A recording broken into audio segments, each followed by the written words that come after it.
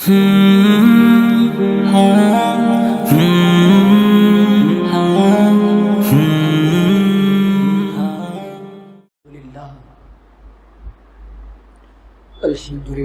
وحدہ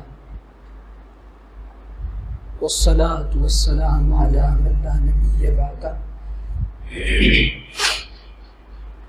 اما بعد فاعوذ باللہ من الشیطان الرجیم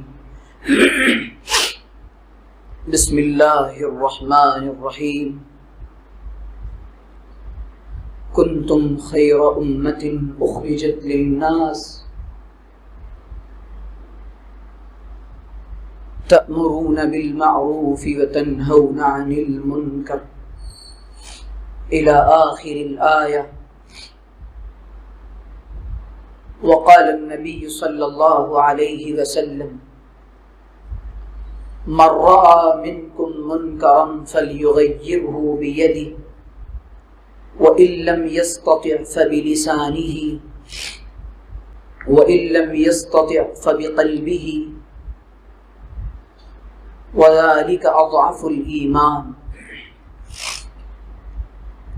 سبحان ربك رب العزة عما يصفون وسلام على المرسلين والحمد لله رب العالمين. اللهم صل على سيدنا محمد وعلى آل سيدنا محمد فی اول کلامنا و اوسط کلامنا و آخر کلامنا.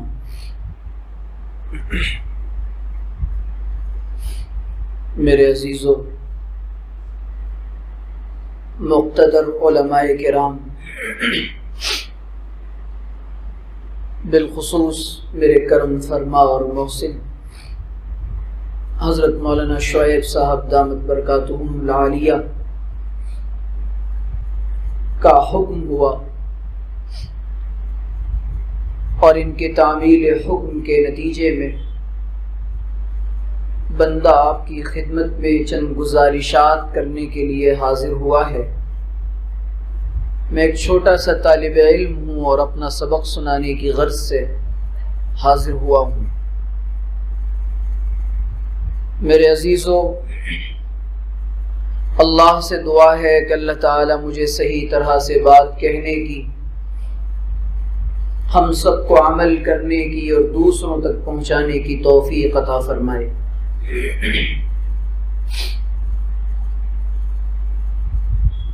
اس وقت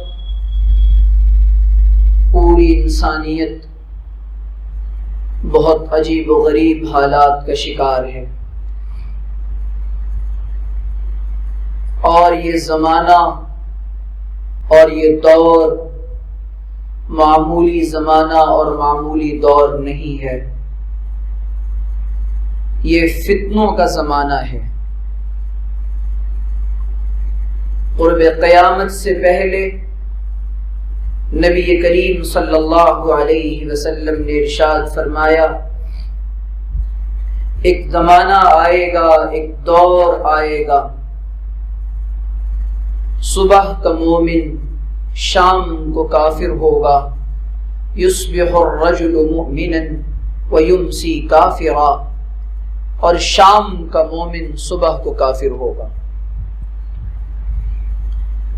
اللہ نے جنت کا جو وعدہ کیا ہے، وہ جنت کا وعدہ اللہ تعالی نے ایمان کے بچانے پر کیا ہے. ایمان کے بغیر اگر دنیا سے میں اور آپ جائیں تو یقین مانیے کچھ ہاتھ نہیں آئے گا. میرے عزیزو،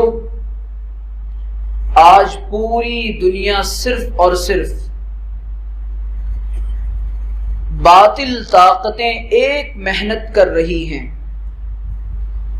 اور ان کی 24 گھنٹے کی ایک پلاننگ ہے، اور ان کا منصوبہ یہ ہے کہ وہ ایمان والوں کے دلوں سے ایمان کی جو شمعیں ان کے دلوں میں روشن ہیں، ان شمعوں کو نکال کر بجھا دیں اور ان کے دلوں سے ایمانی کیفیات کو ختم کر دیں۔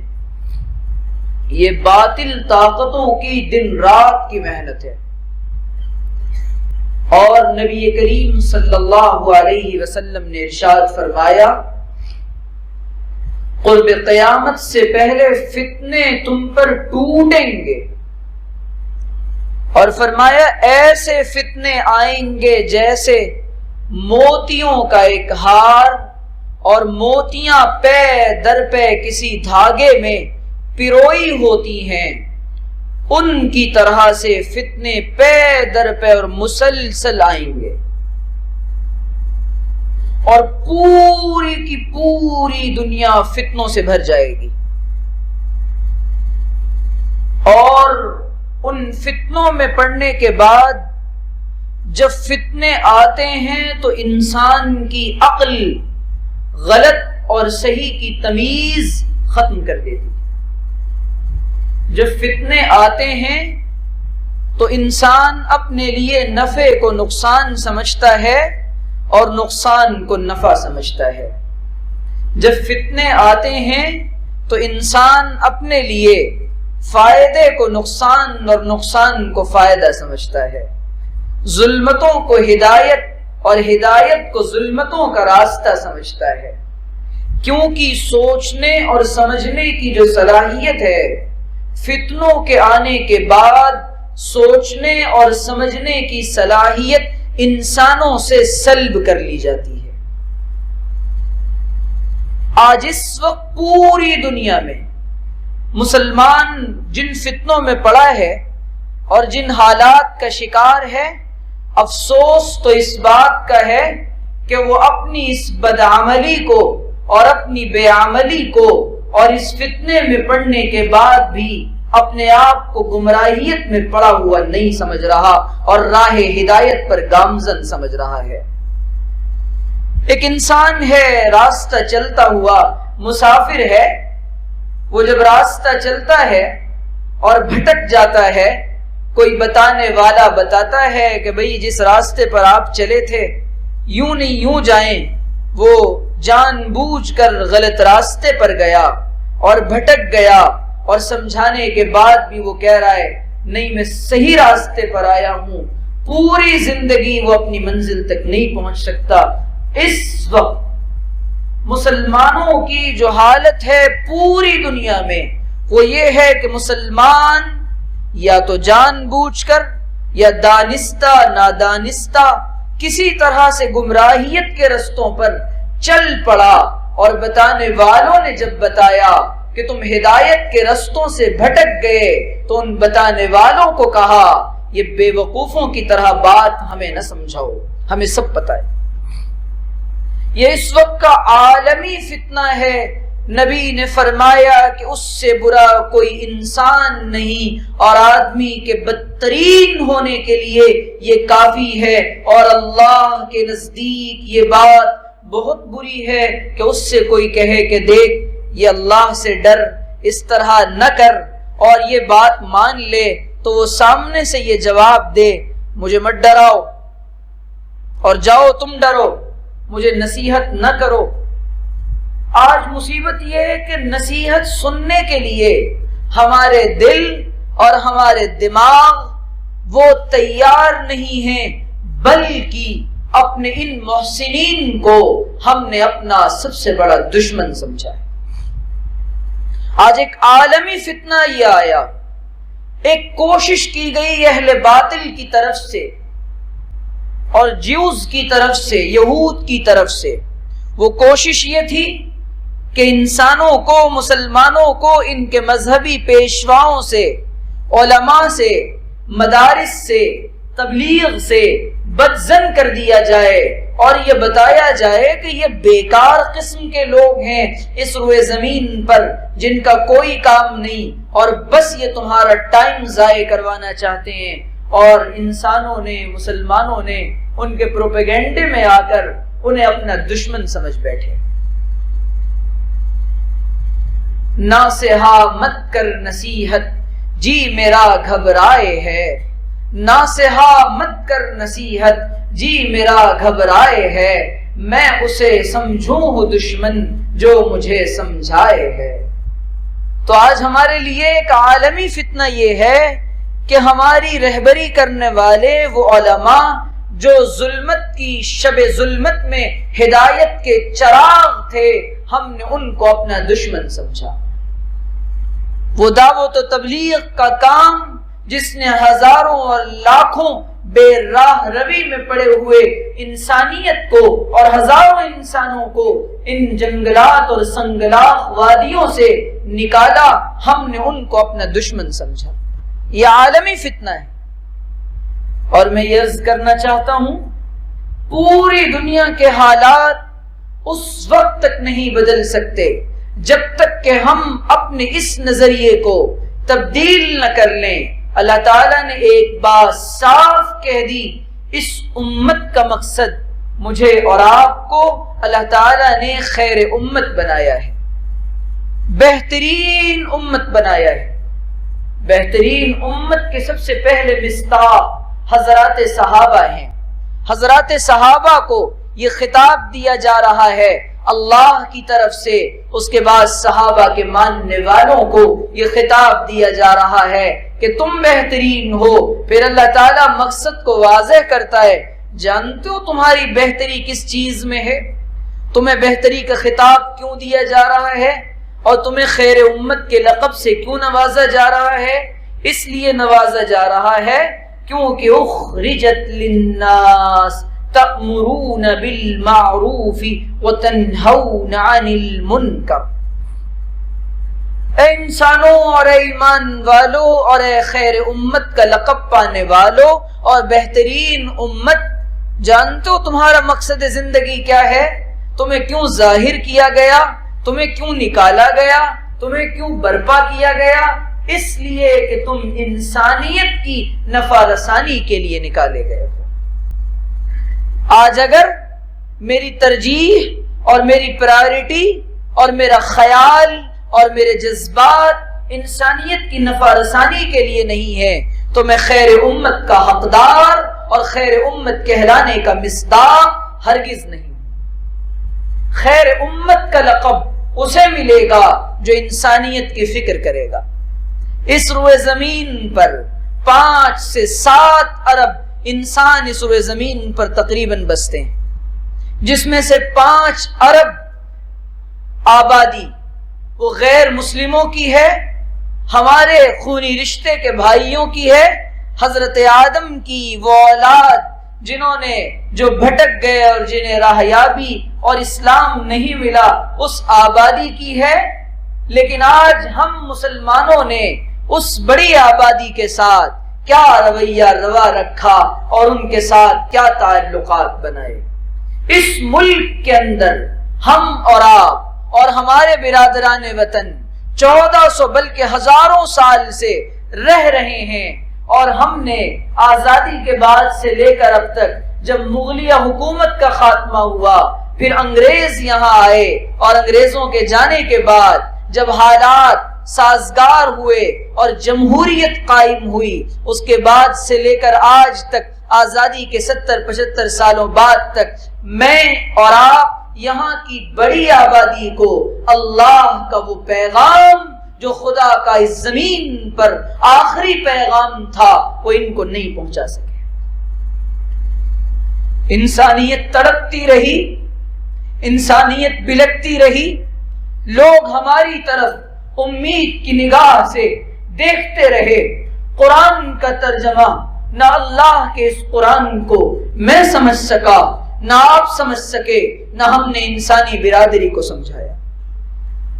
بچپن سے لے کر 55 تک سورہ فاتحہ پڑھی جا رہی ہے، ایک ضابطہ دیا جا رہا ہے، طریقے دعا سکھلایا جا رہا ہے، اللہ سے مانگنے کا طریقہ بتایا جا رہا ہے، توحید سکھائی جا رہی ہے، قیامت کا عقیدہ مستحضر کروایا جا رہا ہے، مکمل ایک نظام قرآن کو اللہ تعالیٰ کوزے کو دریا کو کوزے میں بند کر کے سورہ فاتحہ کی شکل میں دے رہا ہے، لیکن میں اور آپ افسوس کہ سورہ فاتحہ کا ترجمہ بھی نہ سمجھ سکے۔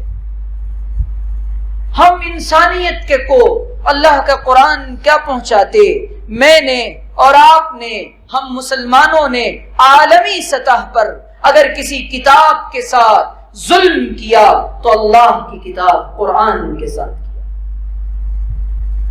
قرآن سمجھنے کی ذمہ داری صرف اہل مدارس نے لی، علماء نے لی، کچھ تبلیغ والوں نے لے لی، کچھ پڑھے لکھے افراد نے لے لی۔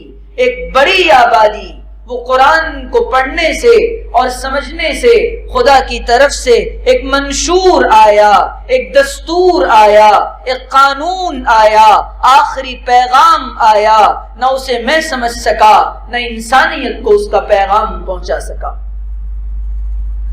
اور قرآن میں نبی صاف کہہ رہے ہیں، یا ایھا الناس انی رسول اللہ الیکم جمیعا، اے انسانوں میں ساری انسانیت کے لیے، پوری مینکائنڈ کے لیے اور ساری مانوتا کے لیے سندیشٹا بنا کر اور رسول بنا کر، لاسٹ میسنجر بنا کر اللہ کی طرف سے بھیجا گیا ہوں۔ ہم نے صرف رسول عربی کو اپنا رسول سمجھا اور انسانیت کو نہیں بتایا کہ ہمارے رسول صرف ہمارے نہیں ہیں، اے انسانوں رسول تمہارے بھی ہیں۔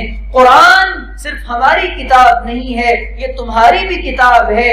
اسلام یہ میرا مذہب نہیں ہے، یہ تمہارا بھی مذہب ہے۔ اور اس زمین کے لیے اور انسانیت کے لیے، ہیومینٹی کے لیے اور مانوتا کے لیے سب سے زیادہ سوٹیبل اور سب سے پرفیکٹ ریلیجن اس زمین پر، اس دھرتی پر اسلام ہے۔ اور جس طریقے سے ہم نے اپنایا اس دین کو، کاش کہ آپ بھی اپنا لیں تو اس دنیا کا اور کائنات کا نظام بدل جائے۔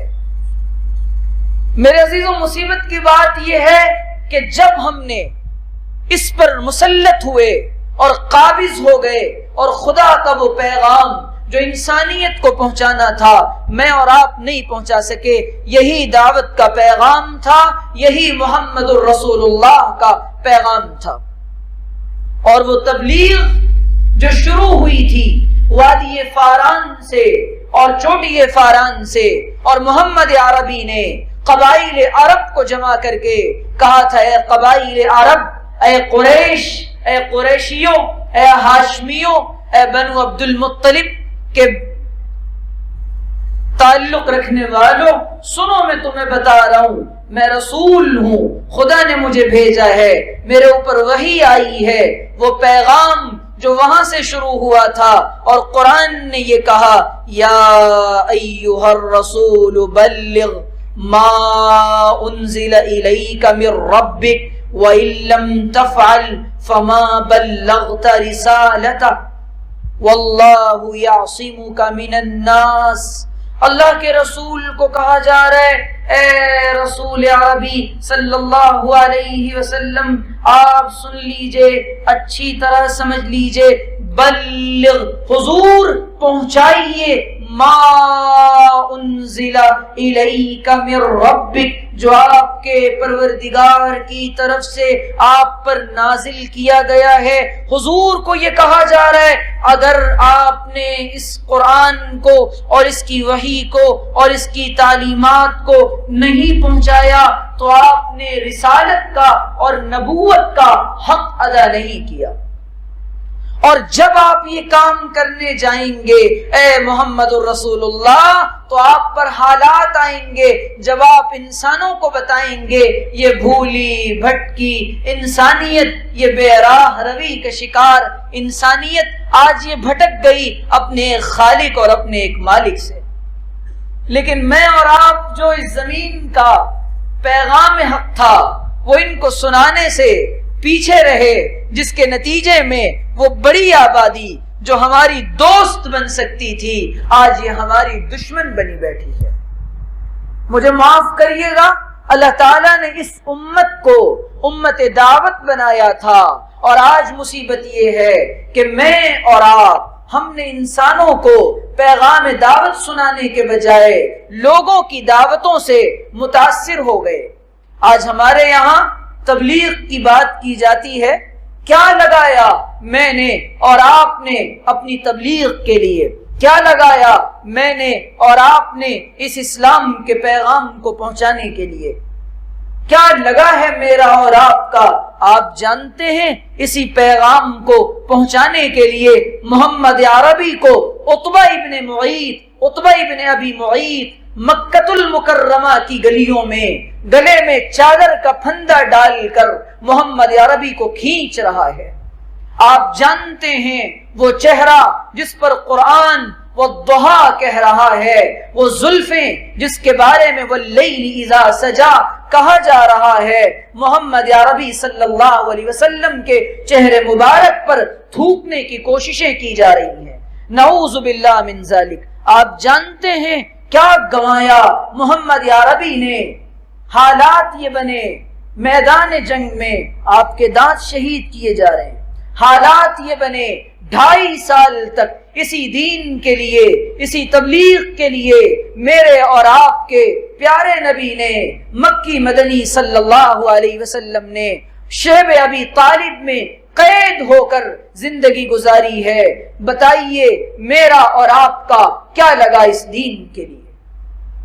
میرے باپ دادا مسلمان تھے، وراثت میں منتقل ہو کر اللہ کا یہ مبارک دین بڑے سستے سودے کے ساتھ مجھے اور آپ کو ملتا رہا اور ملا، اور میں نے اور آپ نے اس دین کے ساتھ وہ کھلواڑ کیا کہ آج انسانیت یہ کہہ رہی ہے یہ مسلمان ہیں، یہ محمد عربی کے ماننے والے مسلمان ہیں، جن کو دیکھ کر ایک زمانہ وہ تھا کہ مسلمانوں کو دیکھ کر حالات بدلتے تھے، انقلاب آتا تھا، ہدایت کے فیصلے ہوتے تھے، اور انسانوں کو، ان صحابہ کو دیکھ کر عیسائیوں نے اور بیت المقدس پر قبضہ کرنے والوں نے عمر ابن خطاب کے قدموں میں لا کر چابیاں ڈال دیں اور یہ کہا آپ اس کے حقدار ہیں، آپ کے اندر محمدی صفات ہیں، سیرت کے پرتو آپ ہیں، اور آپ عمر اس کے اصلی حقدار ہیں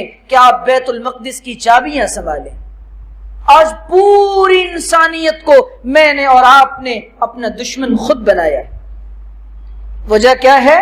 محروم رکھا میں نے اور آپ نے اپنے آپ کو اس دین پر عمل سے، اور پوری امت کا سفینہ جو آج ایک گرداب میں پھنسا ہے، اور امت کی کشتی جو آج ایک بھنور میں ہچکولے کھا رہی ہے، میں عرض کرنا چاہتا ہوں اس سے نکلنے کا واحد راستہ یہ امت اپنے منصب کو اور اپنے مقام کو اور مقام دعوت کو پہچانے کہ مجھے منصب کیا عطا کیا گیا تھا، مجھے منصب دیا گیا تھا خیر امت کا، اور مجھے امت دعوت بنایا گیا تھا کہ انسانوں کو خدا کا پیغام زمین پر پہنچایا جائے۔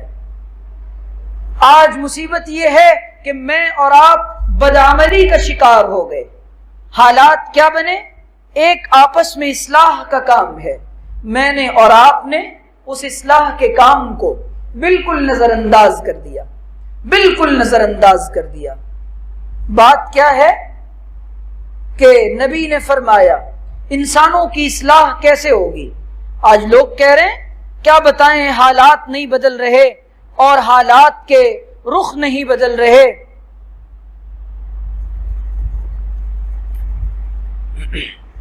حالات کا رخ ماتم کرنے سے نہیں بدلا کرتا، حالات کا رخ دیواروں میں سر مارنے سے نہیں بدلا کرتا، حالات کا رخ پلاننگ سے اور بڑی بڑی باتیں سے اور تقریروں سے نہیں بدلا کرتا، حالات کا رخ عمل سے بدلتا ہے۔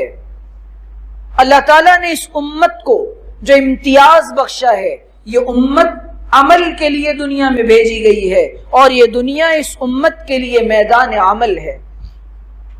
آج امت میں جو بے راہ روی عام ہے، جب کوئی اللہ کا بندہ اور کوئی ریفارمر اور کوئی مصلح اور کوئی مبلغ اور کوئی داعی دین کی دعوت دیتا ہے اور تبلیغ کرتا ہے تو اس کو کہا جاتا ہے کہ اپنی دعوت، اپنی تبلیغ، اپنی اصلاح کا کام یا آپ اپنے پاس رکھیں، ہمیں اس کی ضرورت نہیں ہے۔ اور نبی نے فرمایا اس امت کی اصلاح، امام مالک ابن انس کا قول ہے، اس امت کے بعد میں آنے والوں کی اصلاح اسی سے ہوگی جس سے اس امت کے بما صلح اولھا پہلوں کی اصلاح ہوئی تھی. جس طریق پر، جس راستے پر صحابہ کا مزاج کیا تھا، ان کے یہاں آپس میں کوئی کسی کو کسی غلط کام پر دیکھتا تو ٹوک دیتا تھا، یہ نہ کرو. آج ہمارے اندر کہنے سننے کا، آپس میں اصلاح کا، ایک دوسرے کی تصحیح کا وہ مزاج ختم ہو گیا. اور نبی نے فرمایا جب تم میں سے کوئی برا کام ہوتا ہوا دیکھے تو تم میں سے اگر طاقت ہے، اِلَّمْ يَسْتَطِعْ، آپ نے فرمایا بِيَدِهِ، اپنے ہاتھوں سے روکے. ایم ایل اے کے لیے، ایم پی کے لیے، مسلمان مالدار طاقتور کے لیے یہ بات ہے کہ وہ اپنے ہاتھوں کا استعمال کرے، اپنی طاقت کا استعمال کرے. اور اگر طاقت نہیں، فرمایا اپنی زبان سے بولے کہ تم یہ غلط کر رہے ہو. آج میرے عزیزوں، ہمیں سچ کو سچ کہنے کی، حق کو حق کہنے کی، غلط کو غلط کہنے کی ہمارے اندر سے یہ صلاحیت سلب کر لی گئی ہے. ہماری بدعملی کی وجہ سے اور دعوت کو مستقل ترک کرنے کی وجہ سے ہمارے اندر سے یہ صفت اور یہ صلاحیت چھین لی گئی. اب ہماری زبانوں پر تالے پڑے ہیں، بلکہ یوں کہیے اللہ نے ہم سے یہ توفیق چھین لی. اور اللہ نے جب یہ کہا ان تتولوا یستبدل قوما غیرکم ثم لا یکونوا امثالکم، اگر تم یہ سمجھتے ہو کہ دین کا کام نہیں کرو گے، دعوت کا کام نہیں کرو گے، انسانوں کو ہدایت کی بات نہیں بتاؤ گے، لوگوں کو صحیح بات کی رہبری نہیں کرو گے، تو تم سمجھتے ہو کہ بس تم کامیاب ہو جاؤ گے اور بچ جاؤ گے. اللہ تعالیٰ کو کوئی ضرورت نہیں میری اور آپ کی. اللہ کے پاس اربوں انسان ہیں اور وہ اور پیدا کرتا رہے گا. اور اللہ کہہ رہا تم سے بہتر لوگوں کو لایا جائے گا جو تمہاری طرح نہیں ہوں گے، وہ تم سے بہتر ہوں گے.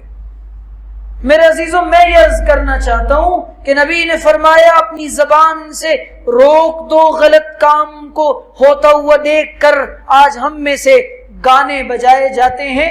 شادیوں میں، رشتہ داری میں کسی کی یہ مجال نہیں کہ یہ کوئی یہ کہہ دے کہ آپ شادیوں میں جو ناچ گانے بجا رہے ہیں یہ غلط کر رہے ہیں. ہم میں سے کسی کی یہ مجال نہیں کہ عورتوں اور مردوں کی مکس گیدرنگ کی جائے، اختلاط کیا جائے اور کوئی یہ کہہ دے یہ ناجائز اور حرام ہے. اور میں ایسی شادی کا بائیکاٹ کرتا ہوں جہاں اللہ کے حکموں کی پامالی کی جائے گی. ہے کوئی ہم میں سے اس طرح کا بولنے والا اور بائیکاٹ کرنے والا؟ نہ. خاندانی رواج، رسم و رواج، معاشرتی دباؤ، اس میں اور آپ اتنے پھنس گئے کہ ہم نے دین کو پیچھے ڈال دیا.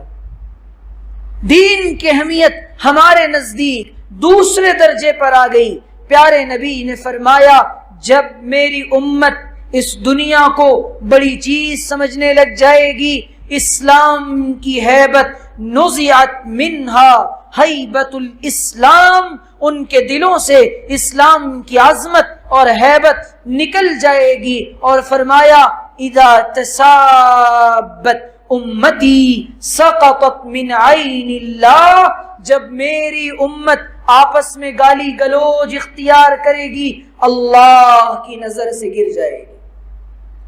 آج گالی گلوج اختیار نہیں کیا جا رہا، ہماری زبانیں آپس میں گندی نہیں ہو گئی. ہم کون سی گالیاں استعمال کرتے ہیں؟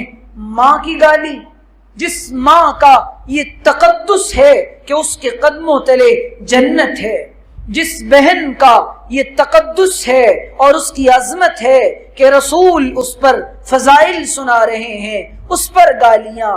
جس ماں کا یہ تقدس ہے کہ اس کو دیکھ کر مقبول عمرے کا ثواب ملے، جس ماں کی عظمت ہے کہ جس کو دیکھ کر دل کو قرار آئے.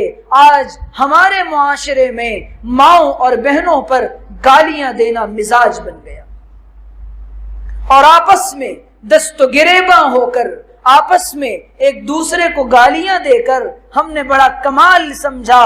اللہ کہہ رہا ہے جب تم آپس میں اس طرح لڑ پڑو گے اور آپس میں اس طرح باہم دست و گریباں ہوگے، تمہارے آپسی اختلافات اتنے بڑھ جائیں گے، اللہ کہہ رہا ہے تمہاری ہوا اکھڑ جائے گی اور تم کسی کام کے دنیا میں نہیں رہو گے، اور حالات یہ بنیں گے ہمارے اختلافات کی وجہ سے باطل طاقتیں ہم پر مسلط کر دی جائیں۔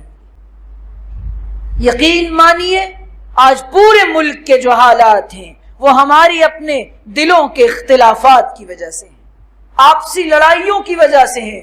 کون ہے مسلمان؟ جاؤ، غیروں کی زبانی یہ جملے ہیں، ان کے مذہب کے گرو، ان کے پیشوا، ان کے مقتدا اپنی لیکچرز میں اور اپنی سپیچز میں یہ بات کہہ رہے ہیں۔ جانتے ہو مسلمانوں کے محلے کیسے ہوتے ہیں؟ گندے محلے مسلمانوں کے ہوتے ہیں، صفائی سے ان مسلمانوں کا کوئی تعلق نہیں۔ اللہ اکبر، کیا امیج بنائی ہے میں نے اور آپ نے اپنے اسلام کی۔ کل قیامت کے دن محمد عربی میرا اور آپ کا گریبان پکڑ کر پوچھیں گے، بتاؤ کیا یہ دین میں نے تمہیں بدنام کرنے کے لیے دیا تھا؟ ان کے لوگ یہ کہہ رہے ہیں مسلمانوں کے محلے وہ ہیں جہاں رات بھر نوجوان نکڑوں پر جاگتا ہے اور 12 بجے ہماری دکانیں کھلتی ہیں اور رات میں 11 بجے دکانیں بند ہوتی ہیں، اور حالات یہ ہیں کہ ہمارے محلوں کا، ہمارے علاقوں کا، ہمارے بستیوں کا بات بات پر لڑائیاں، آستین چڑھا لینا۔ حال یہ ہے تم اینٹ کا جواب پتھر سے دینے والے بن گئے۔ جس محمد عربی نے، لوگوں نے جن کے راستوں میں کانٹے بچھائے، آپ نے پھول برسائے، میں نے اور آپ نے اس پیارے نبی کا پیارا کلمہ پڑھنے کے بعد میرے عزیزوں ایک دوسروں کو ماؤں بہنوں کی گالیاں دیں اور اس کے بعد ان کے گریبان چاک کیے، اور پھر نتیجے میں ہم نے اور آپ نے جا کر پولیس اسٹیشنوں میں مقدمات لکھوائے۔ بھائی بھائی کے خلاف لڑ رہا ہے، زمین کے لیے، جائیداد کے لیے، اپنی عزت کے لیے اور روپے پیسے کے لیے۔ یہ میری اور آپ کی پوزیشن ہے اس وقت پوری انسانیت کے سامنے۔ ہم بالکل عجیب نگاہوں سے پوری انسانیت کے سامنے دیکھے جا رہے ہیں۔ ہمارے جوانوں کا کیا امپریشن ہے غیر نوجوانوں کے سامنے؟ آپ جائیے، میں سفر کرتا ہوں، میں نے دیکھا ہے ہمارے جوانوں کے ہاتھ میں موبائل ہے، سیل فون ہے، اسمارٹ فون ہے، اس میں گانے چل رہے ہیں، ویڈیوز چل رہی ہیں، اور اس نوجوان کے دل میں بدکاری کے اور زنا کے جذبات پنپ رہے ہیں۔ آپ اس سے پوچھئے تیری ترجیح کیا ہے، تیری پلاننگ کیا ہے، تیرا منصوبہ کیا ہے، تیرا فیوچر کیا ہے؟ وہ کہے گا بس ایک شادی اور ایک نوکری اور ایک گھر۔ اللہ اکبر، انسانیت کو لیڈ کرنے کے لیے، کمانڈ کرنے کے لیے، گائیڈ کرنے کے لیے اللہ نے ہمیں جوانی عطا کی تھی، اور آج میری اور آپ کی ترجیحات کا رخ اتنا بدلا کہ میں نے اور آپ نے ہم کنویں کے مینڈک بن گئے۔ غالب اس تلخ نوائی سے رکھیو معاف۔ ہمارے حالات، ہم انسانیت کے سامنے رو رہے ہیں، ہمارے حالات کیوں نہیں بدل رہے؟ ہمارے یہاں انقلاب کیوں نہیں آ رہا؟ ہمارے ساتھ اللہ کی مدد کیوں نہیں آ رہی؟ اللہ تعالیٰ نے صاف کہہ دیا ان تنصر اللہ ینصرکم ویثبت اقدامکم۔ صاف سن لیجئے اللہ کا معاملہ، پہلے تم اللہ کے دین کی مدد کرو، اللہ تمہاری مدد کرے گا اور تمہارے قدموں کو جما دے گا۔ آج بتائیے اللہ کے دین کے لیے میرا اور آپ کا کیا لگا ہے؟ ہم تو وہ قوم ہیں کہ ہم اپنے ننھے ننھے بچوں کو مکتب میں اور مدرسے میں بھیجنے سے گھبرا رہے ہیں۔ لاک ڈاؤن کے بعد پورے ملک کی جو رپورٹ میرے پاس آئی، مولانا بتائیں گے، مولانا شعیب صاحب تصدیق کریں گے، بچوں کے داخلے لاک ڈاؤن کے بعد پہلے کی بنسبت کم ہو گئے مدارس میں۔ کیوں؟ مدارس میں داخلے کہ یہ اہل مدارس یہ کیا دیں گے؟ یہ چندہ کرنے والا مولوی بنائیں گے، آج پوری دنیا میں ارتداد کی اور ایتھیزم کی ایک آندھی چلی ہے اور طوفان مچا ہے، اور پوری دنیا میں انسان تیزی کے ساتھ ایمان سے پھرتے جا رہے ہیں۔ میرے عزیزوں، یہ مدارس ہیں جس نے ایمان کے تحفظ کی بات کی اور چھوٹے چھوٹے بچوں کو مکاتب کے ذریعے ایمان کو محفوظ کیا، لیکن آج مکاتب میں، مدارس میں، علماء کی مجالس میں میں نے اور آپ نے اپنے بچوں اور نوجوانوں کو نہیں بھیجا۔ جب دل دنیا کی محبت سے لبریز ہو جاتے ہیں اور دلوں کے پیمانے دنیا کی محبت سے گندے ہو جاتے ہیں تو نیک مجالس میں جانا، اللہ والوں کی باتیں سننا ہمارے لیے دشوار ہو جاتا ہے، ہمارے لیے دشوار ہو جاتا ہے۔ آج پوری کی پوری انسانیت، آج ہماری بہنوں کا اور ہماری بیٹیوں کا کیا حال ہے؟ وہ پردہ جو شان ہوا کرتا تھا ہماری بیٹیوں کی، وہ پردہ اور وہ برقع جو پہن کر ہماری شہزادیاں جب نکلتی تھیں علاقے کے مردوں کی نگاہیں جھک جاتی تھیں، آج میری اور آپ کی بیٹیوں نے پردے کو اپنے تن سے جدا کر دیا۔ یہ اقوام مغرب کی اور ویسٹرن کنٹریز کی پری پلان یہ پلاننگ تھی، ان کی بیٹیوں کے سر سے اسکارفز اتروائے جائیں، ان کو بے حجاب کیا جائے، اور اہل باطل اپنی اس پلاننگ میں کامیاب رہے۔ انہوں نے کیا کیا؟ انگریزی تعلیم کے نام پر، کو ایجوکیشن سسٹم کے نام پر، مخلوط نظام تعلیم کے نام پر بیٹیوں کو کالجوں کے اندر بے پردہ لانے کی کوشش کی۔ ہماری بیٹیاں غیروں کے ساتھ گئیں اور گاؤں کے علاقوں میں، کرناٹک کے علاقوں میں، آندھرا پردیش کے علاقوں میں، چنئی کے علاقے میں آپ سے بتا رہا ہوں، میں ملک کے کونے کونے میں جاتا ہوں، جو رپورٹ ہمارے پاس وہاں کی آ رہی ہیں وہ بتانے پر مجبور ہیں ہم آپ کو کہ ہماری بیٹیاں وہ برقع پہن کر جاتی ہیں اور گاؤں کے علاقوں میں جا کر وہ ٹیکا لگاتی ہیں، ساڑی پہنتی ہیں۔ جو فاطمہ ہوا کرتی تھی میرے عزیزو، اس نے اپنا نام کچھ اور لکشمی رکھا ہوا ہے، اور میں اور آپ گجرات کا مسلمان، بمبئی کا مسلمان، احمد آباد کا مسلمان، علاقوں کے مسلمانوں کے بڑے چین کی نیند سو رہے ہیں۔ اللہ کے بندو، ہوش کے ناخن لیں۔ یہ حالات، یہ دور معمولی دور نہیں ہے۔ قرآن ایک ایک کو کہہ رہا ہے، یا ایھا الذین آمنوا قوا انفسکم واہلیکم نارا، اے ایمان والو اپنے آپ کو اور اپنے اہل و عیال کو جہنم کی آگ سے بچا لو، جہنم کی آگ سے بچا لو۔ جہنم کی آگ کیا ہے؟ نظر آ رہی ہے کہیں جہنم کی آگ؟ نہیں نظر آئے گی۔ بازار جہنم کی آگ بن گئے، اسکولوں کا نظام جہنم کی آگ بن گیا۔ آپ جانتے ہیں حالات کیا بنائے گئے اور کیا بنائے جا رہے ہیں؟ کون سا سیلیبس اور کون سا ایجوکیشن سسٹم لاگو کیا جا رہا ہے اور امپلیمنٹ کیا جائے گا چند سالوں میں اسی ملک کے اندر؟ ہمارے بچوں کو ان کے مذہب کی کتابیں پڑھنی پڑیں گی۔ یہ اللہ کی طرف سے ہمارے لیے ایک بہت اہم آزمائش ہوگی کہ تم نے اپنے بچوں کو قرآن نہیں پڑھایا۔ میں آپ کو بتاؤں، یہودیوں کے 6 سال کے بچے، 7 سال کے بچے بڑے ہونے سے پہلے وہ یہودی بن چکے ہوتے ہیں، لیکن میں اور آپ اپنے 5 سال 7 سال کے بچوں کو مسلمان بنانے میں ناکام رہے۔ میں اور آپ اپنے بچوں کو مسلمان نہیں بنا سکے۔ کیوں؟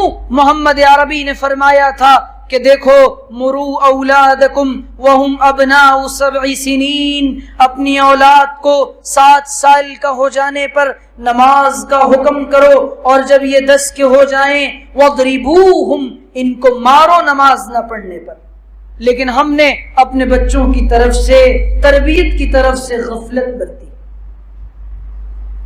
آج میرے عزیزوں، یہ پوری دنیا میں جو تبلیغ کا کام ہو رہا ہے، تبلیغ 2 طرح کی ہے۔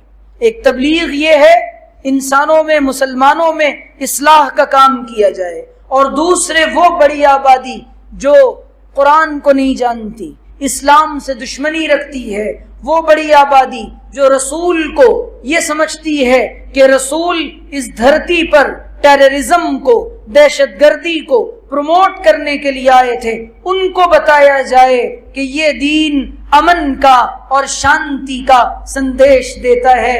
لہٰذا ہماری آپ سے ریکویسٹ یہ ہے کہ جیون میں کیول ایک بار سمے نکال کر ہمارے پیارے نبی کی جیونی کو اور حضور کی پوتر لائف کو اور آپ کی زندگی کو ضرور پڑھیے، تاکہ آپ کو پتہ چلے حضور تو سراسر پیغام امن و محبت لے کر آئے تھے۔ آپ دیکھیں نا، مکۃ المکرمہ آج فتح ہو رہا ہے، کتنا ستایا ہے مکے والوں نے محمد عربی علیہ الصلاۃ والسلام کو، اوہو انتہا کر دی مظالم کی۔ کیا یہ ظلم کم ہے کہ آپ کو اپنا پیارا شہر چھوڑنا پڑ رہا ہے اور یہ کہنا پڑ رہا ہے اے شہر مکہ تو مجھے بڑا عزیز ہے، اگر میری قوم یہاں سے مجھے نہ نکالتی میں تجھے چھوڑ کر کبھی نہیں جاتا، لیکن آپ کو مکہ چھوڑنا پڑ رہا ہے۔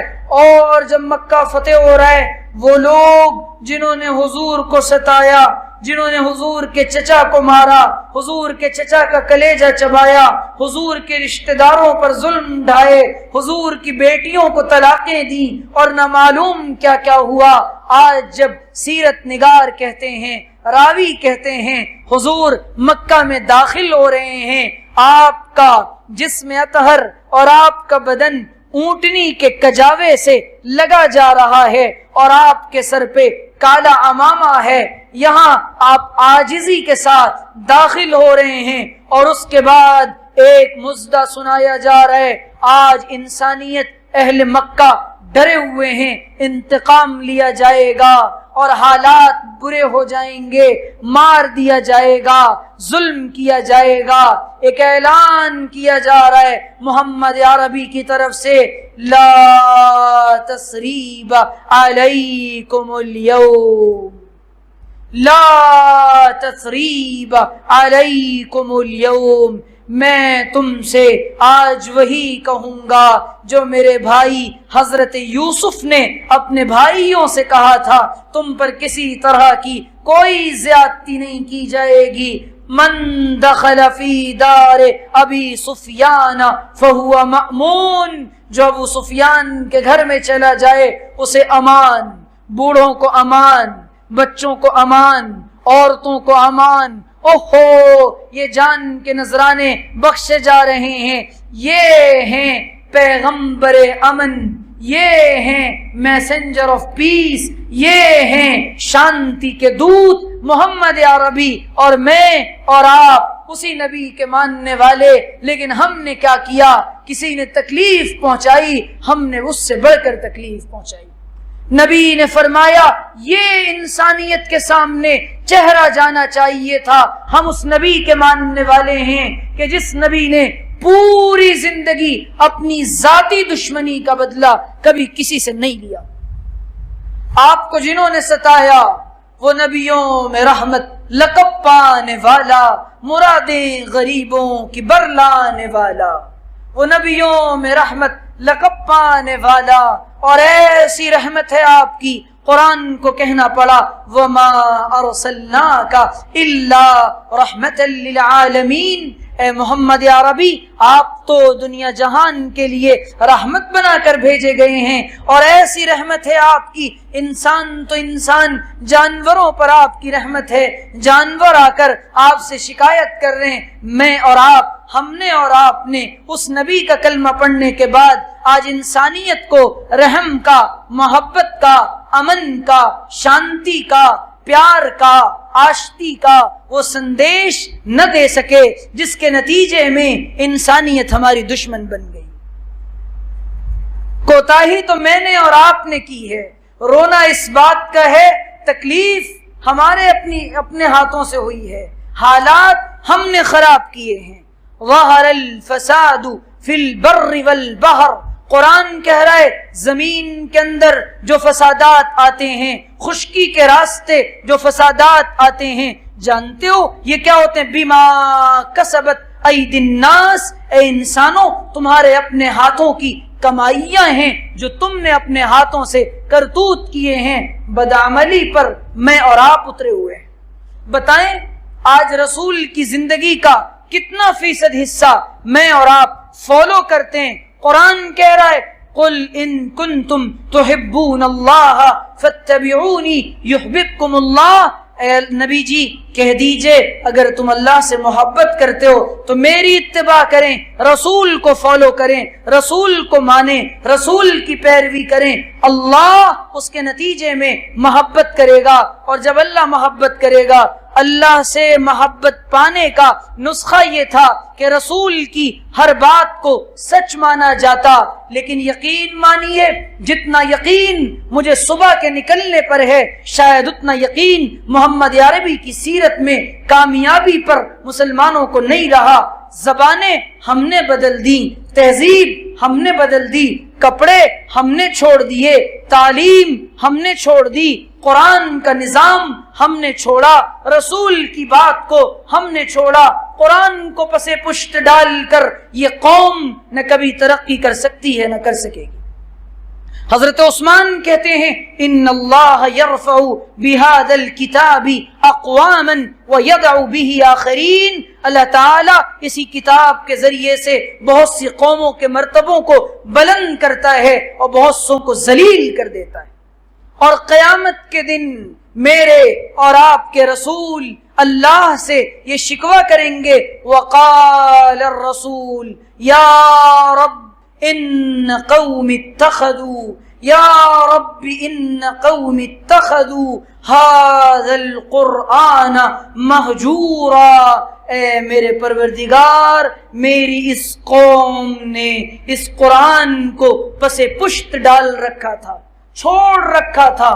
تعویذیں ہم اور آپ قرآن سے بنوا رہے تھے، برکت کے لیے قرآن کو میں اور آپ پڑھ رہے تھے، اسے برکت کی کتاب سمجھا، تعویذ کی کتاب سمجھا، مردوں پر پڑھنے کی کتاب سمجھا، اس کے ذریعے سے حالات کا رخ ہم نے نہیں جانا، مستقبل کے حالات کیسے بدلیں گے ہم نے نہیں دیکھا، اس کے ذریعے سے قوموں کے حالات جو اللہ سنا کر امت محمدیہ کو ہدایت دینا چاہتا تھا، میں اور آپ خدا کی طرف سے آئے ہوئے اس پیغام سے میں نے اور آپ نے غفلت برتی، نہ خود پڑھ سکے، نہ اولادوں کو پڑھا سکے، نہ انسانیت کو بتا سکے، ہر اعتبار سے میں اور آپ کمزور رہے، پھر رونا اس بات کا ہے خدا ہمارے حالات درست کر دیجئے۔ جو قوم میں یہ عرض کرنا چاہتا ہوں، اب کرنے کا کام کیا ہے؟ کرنے کا کام اب یہ ہے ہم میں سے ہر کوئی داعی بن جائے۔ اللہ تعالیٰ نے اس امت کے ہر فرد کو، دعوت انسانی فطرت کا جز ہے، اللہ تعالیٰ نے داعی بنایا ہے مجھے اور آپ کو۔ اگر ہم داعی نہیں بنیں گے تو مدعو بن جائیں گے۔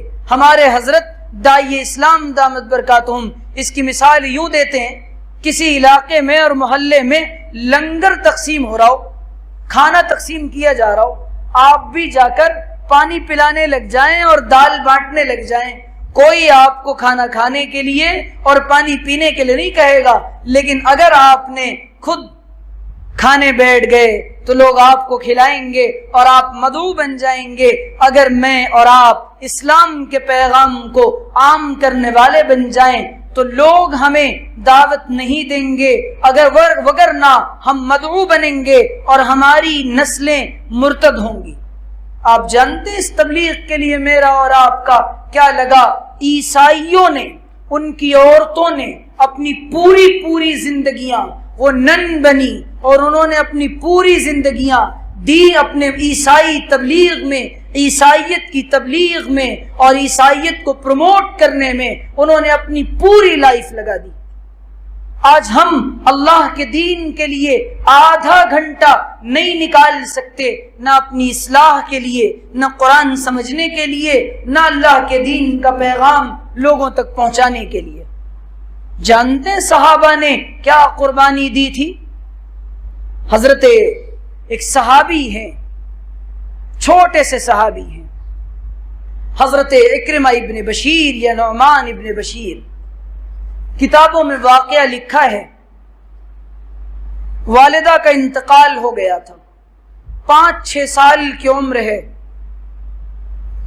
اور اللہ کے رسول کی طرف سے اعلان ہوتا ہے کہ میدان میں جانا ہے، اللہ کے دین کی سربلندی کے لیے نکلنا ہے، اعلائے کلمت اللہ کے لیے آگے جانا ہے، اپنی جان کا نذرانہ پیش کرنا ہے۔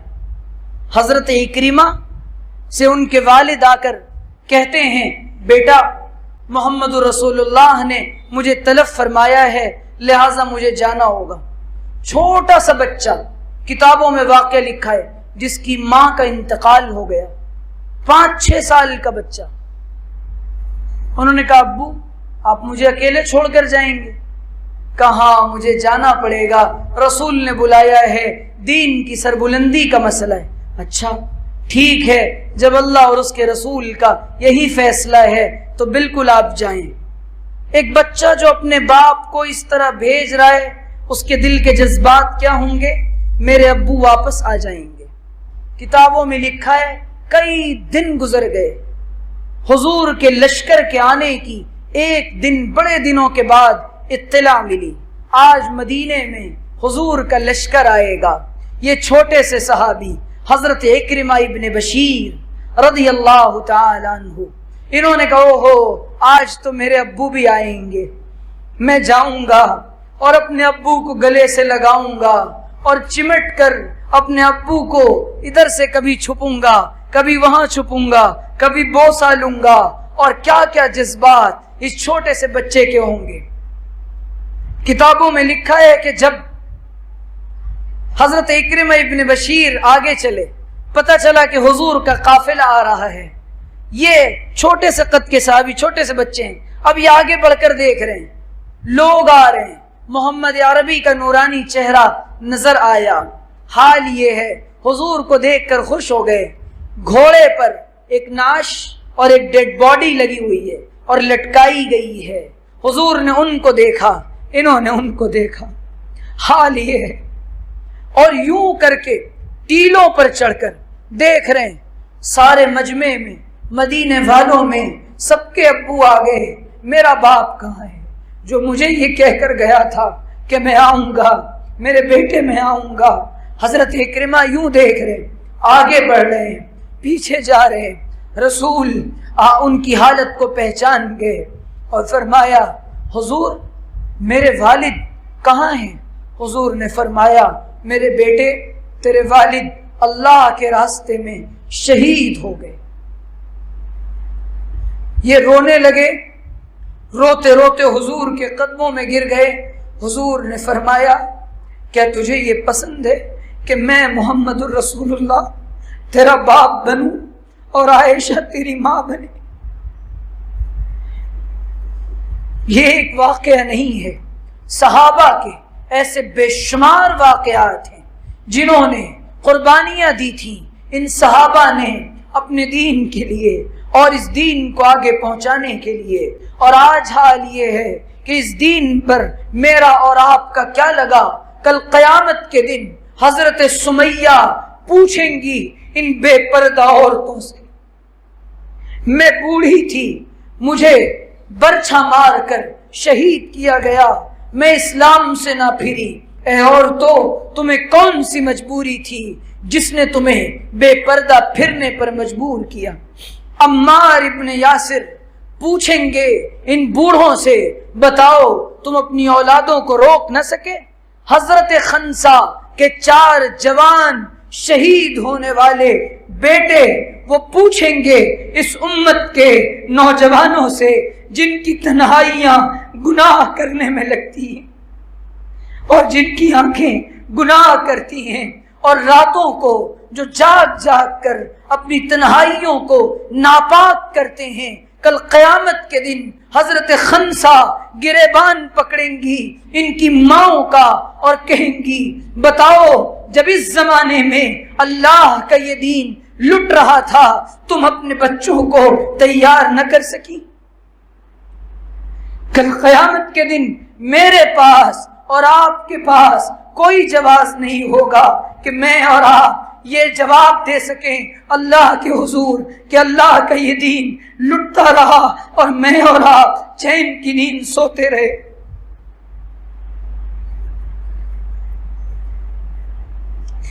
کوئی جواب نہیں ہوگا کہ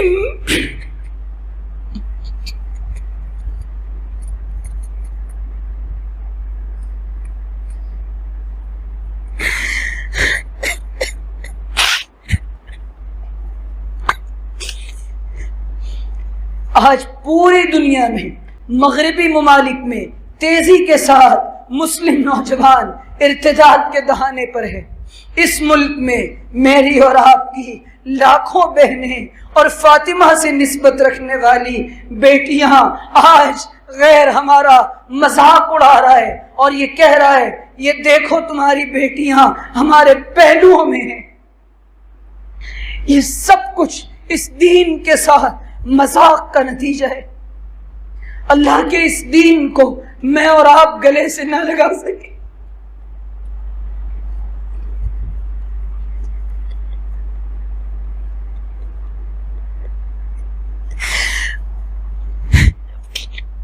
اتنا سستا تو نہ تھا میرے محمد کا یہ دین کہ میں اور آپ اس کو گلے سے نہ لگا سکے اور یتیم کر دیا اس دین کو، اور اپنے گھر سے میں نے اور آپ نے، مجھے محمد رسول اللہ کا چہرہ پسند نہ آیا تو میں نے اس کو کاٹ کر پھینک دیا۔ فاطمہ کا لباس پسند نہ آیا، اما عائشہ کا کیریکٹر پسند نہ آیا، اور وہ مغرب کی عورتیں وہ ہماری عورتوں کو یہ پیغام دے رہی ہیں، اے عورتوں تم کس تہذیب کے پیچھے جا رہی ہو جس نے ہماری عزتوں کو تار تار کیا، ہماری عفتوں کو داغدار کیا، اور وہ عورتیں یہ پیغام دے رہی ہیں لوٹ آؤ اسلام کی طرف۔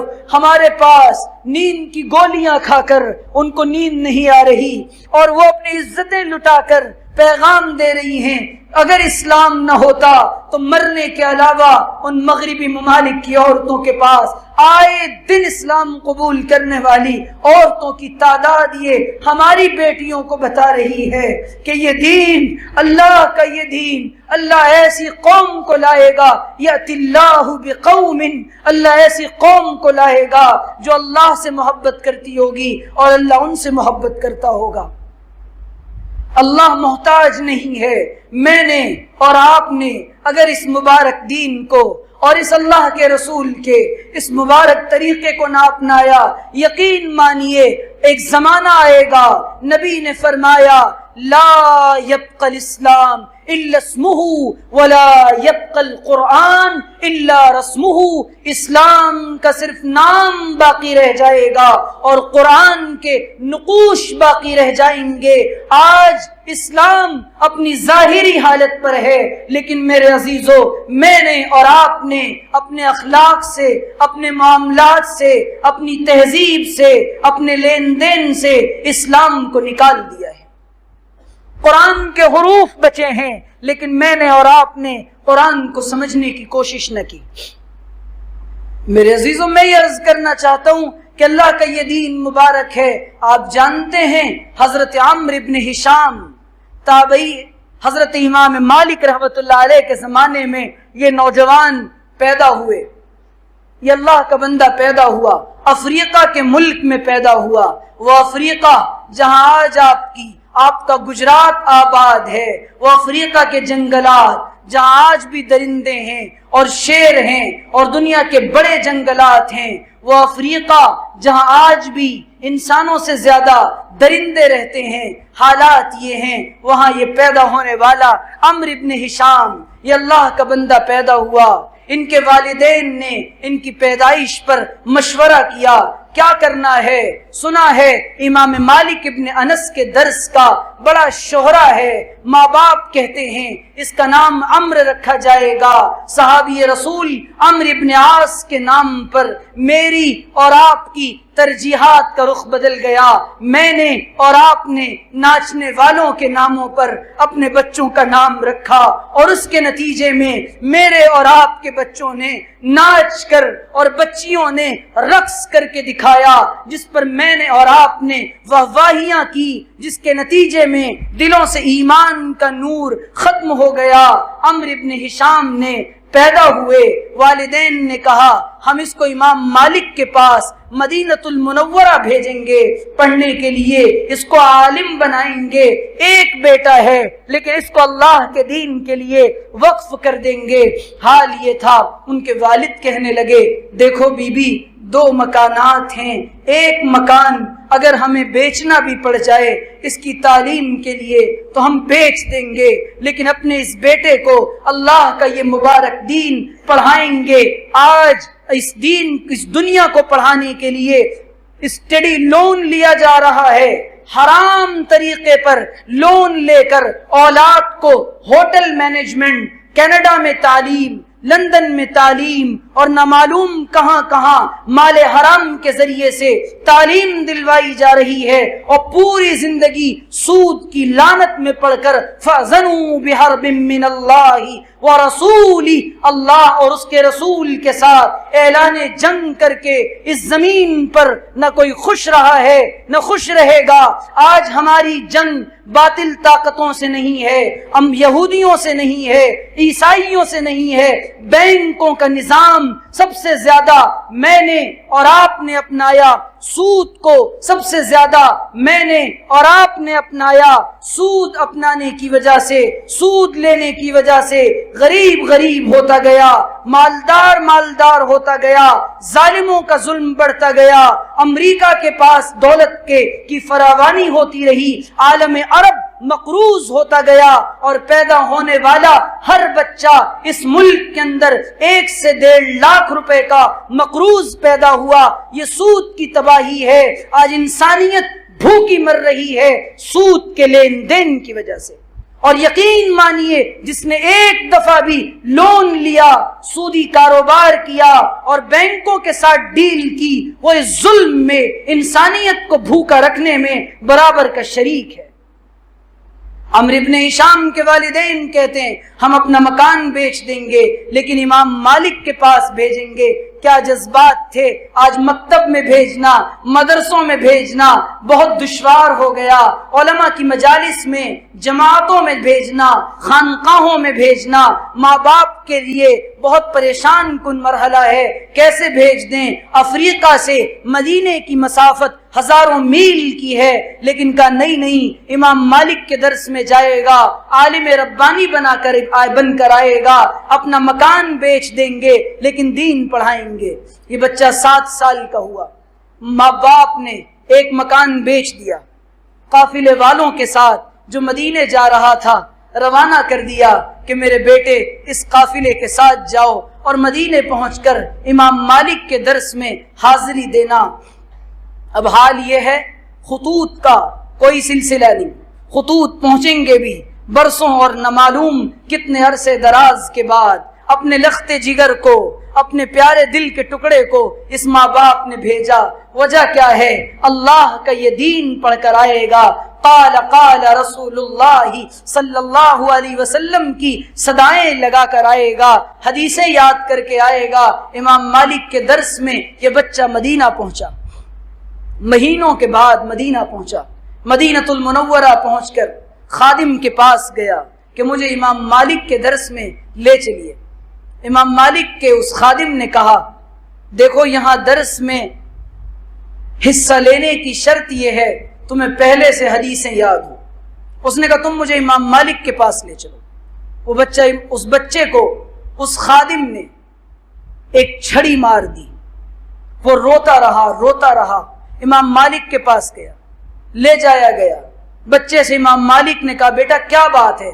اس نے کہا کہ میں آپ سے علم سیکھنے آیا ہوں. امام مالک نے کہا تمہیں جو کچھ یاد ہے مجھے سناؤ. حدثنی. وہ بچہ کہتا ہے انت حدثنی یا شیخ, آپ مجھے سنائیں. امام مالک کہتے ہیں تم مجھے سناؤ. امام مالک کو غصہ آیا. امام مالک نے بھی اس بچے کو سرزنش کر دی اور ڈانٹ دیا. وہ بچہ پھر روتا رہا. روتا روتا دور گیا، خادم پھر لے کر آیا، حضرت یہ چپ ہونے کا نام نہیں لے رہا، پوچھا بیٹے کہاں سے آئے ہو؟ کہا حضرت میں افریقہ کے جنگل سے آیا ہوں، میرے ماں باپ کے پاس 2 مکانات تھے، ایک مکان میرے باپ نے بیچ دیا تاکہ میں یہاں آؤں اور یہاں پڑھوں راستے کے اخراجات کے لیے، اور مجھے یہ پیسے روپے دیے ہیں، مسئلہ یہ ہے کہ میرے پاس کچھ اور نہیں، جانے کی کوئی سبیل نہیں، مجھے کچھ نہیں آتا، میں آپ کے پاس سیکھنے آیا ہوں۔ اس امام مالک نے پوچھا یہ بتاؤ تم کیا چاہتے ہو؟ اس نے کہا اچھا، امام مالک نے چپ ہو جاؤ چپ ہو جاؤ، اس نے کہا ایسے نہیں، کہا بتاؤ تم کیا چاہتے ہو؟ کہا آپ کے خادم نے جو مجھے ایک چھڑی ماری ہے اس کے بدلے میں تمہیں 15 حدیثیں سناتا ہوں۔ اس بچے نے کہا مجھے 15 حدیثیں سنا دیجئے۔ 15 حدیثیں امام مالک ابن انس نے اس بچے کو سنائیں اور وہ بچہ اس کو یاد کر گیا اور ساری حدیثیں اس نے زبانی یاد کر لی، اور وہ بچہ رو رو کر امام مالک کو پکڑ کر کہنے لگا حضرت مجھے ایک ایک چھڑی مارتے جائیے اور 15 حدیثیں سناتے جائیے، مجھے ایک ایک چھڑی مارتے جائیے اور 15 حدیثیں سناتے جائیے۔ جب ماں باپ کے جذبات بنے تھے، جب اولادوں کی قربانیاں لگی تھیں، جب اللہ کے دین کو سیکھنے کا یہ جذبہ تھا، جب اللہ کے دین کی یہ عظمت دلوں کے اندر تھی، تب جا کر اولادیں ایسی بنتی تھیں۔ آج مصیبت یہ ہے ہمارے جذبات بدلے، ترجیحات بدلی، فکریں بدل گئیں، اور انسانیت ہماری طرف ایک امید کی نگاہ لگائے بیٹھی ہے۔ کوئی مسلمانوں میں سے صلاح الدین آئے گا؟ کیا صلاح الدین نے صرف بیت المقدس کو آزاد کرا کے یہودیوں سے صرف مسلمانوں پر عدل و انصاف کا پرچم بلند کیا تھا؟ نہ نہ نہ، یہودیوں کے ظلم سے اس وقت کی انسانیت اور اس وقت کے لوگ سب پریشان تھے۔ صلاح الدین ایوبی نے پوری سرزمین قدس کو یہودیوں کے ظلم سے آزاد کرا کے پوری انسانیت پر یہ احسان کیا تھا۔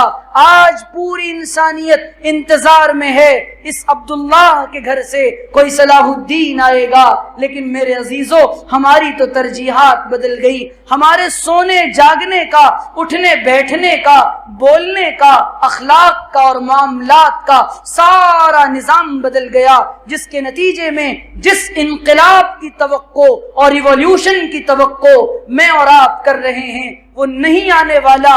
مجھے اور آپ کو اپنے آپ کو بدلنا ہوگا اور اپنی اصلاح کی کوشش کرنی ہوگی۔ میں اور آپ اپنی اصلاح کی اصلاح میں لگ جائیں۔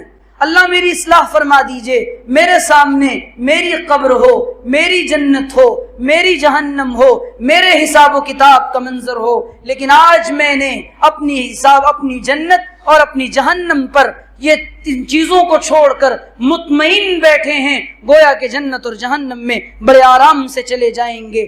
شراب کی لت میں یہ امت پڑ گئی، نبی نے فرمایا یہ ام الخبائث ہے۔ آج شراب کی وجہ سے گھر تباہ ہو گئے، نشوں میں پڑ کر میرا نوجوان تباہ ہو گیا۔ ریہیب، ہندوستان کے ریہیب سینٹرز میں سب سے زیادہ مسلم یوتھس ہیں اور ہمارے نوجوان ہیں۔ آج ہمارے سر جب ہم ریہیب سینٹرز میں جاتے ہیں شرم سے جھک جاتے ہیں، ہمارے نوجوان نشوں کے عادی بنے۔ مسلم علاقوں میں منصوبہ بندی کے ساتھ نشوں کو فروغ دیا گیا اور ہمارا جوان نشے کا عادی بن گیا، جس کے نتیجے میں دنیا اور آخرت دونوں تباہ ہو گئی۔ اور غربت کی وجہ سے، آج بیکاری کی وجہ سے ان چیزوں کو اپنا لیا گیا، اور جو کام ہمیں کرنا تھا وہ کام ہم نہ کر سکے، نہ اپنی آخرت بنا سکے، نہ لوگوں کی فکر کر سکے۔ اللہ کا قرآن یہ پیغام دے رہا ہے، یا ایھا الذین آمنوا قوا انفسکم واہلیکم نارا، اے ایمان والو اللہ سے ڈرو اور جہنم کی آگ سے اپنے آپ کو اور اپنے اہل و عیال کو بچاؤ۔ تو اس بچانے کے لیے فکر کرنی پڑے گی اور ماحول میں آنا پڑے گا اور تبلیغ میں اپنا وقت لگانا پڑے گا اور دعوت کے کام میں اپنا حصہ ڈالنا پڑے گا، ماحول میں اپنے آپ کو ماحول سے جوڑنا پڑے گا، تب جا کر ملک کے اور دنیا کے حالات تبدیل ہوں گے۔ اور اگر میں نے اور آپ نے اس کام میں، تبلیغ میں اور خانقاہوں کے نظام سے اور دین کی مجالس سے، اہل اللہ کی صحبتوں سے اپنے آپ کو نہ جوڑا تو یہ حالات بالکل بدلنے والے نہیں۔ اللہ کرے کہ میری یہ ٹوٹی پھوٹی بات اور یہ درد دل ہم سب سمجھ جائیں، اور اللہ تعالی ہمیں احساس اور فکر نصیب فرما دے۔